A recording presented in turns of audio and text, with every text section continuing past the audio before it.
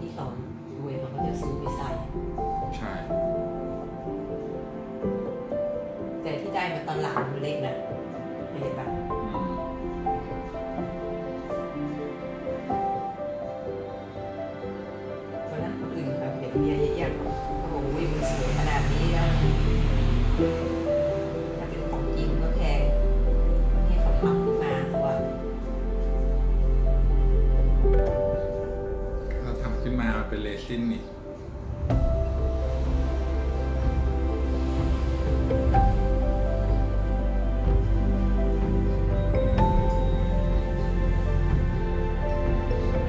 แต่ยกที่ทำสีอะ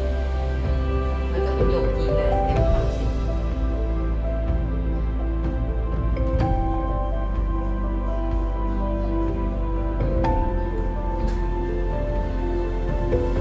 มีอัดคลิปอยู่นะ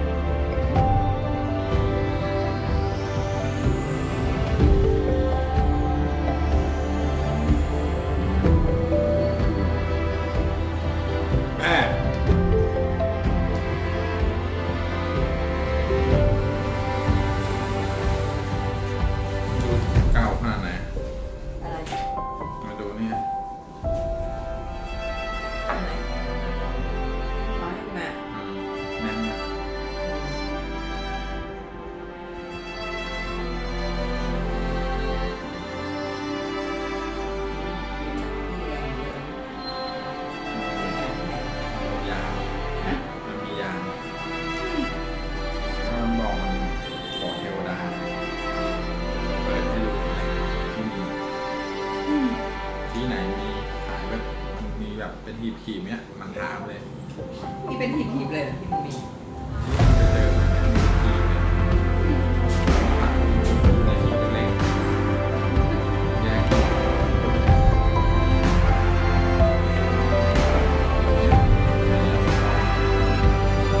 ใหญ่เส้นมาก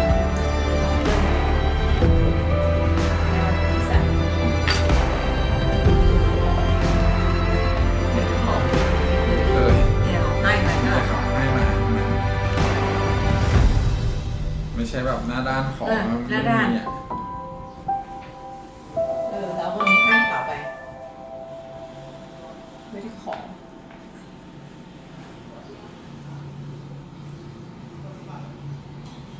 ยังมีเนื้อที่เป็นเนื้อผงซุ้มกอล้วนติดก็มีอยู่บ้านของเขาก็ให้มาองค์สีแดงเลย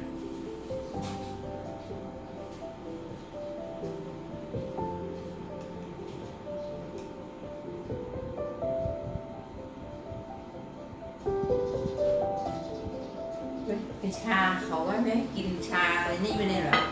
ชาค้างคืนอ่ะ อืม กินไม่ดีใช่ป่ะ ใช่ ไม่เอาไม่เททิ้งดีกว่า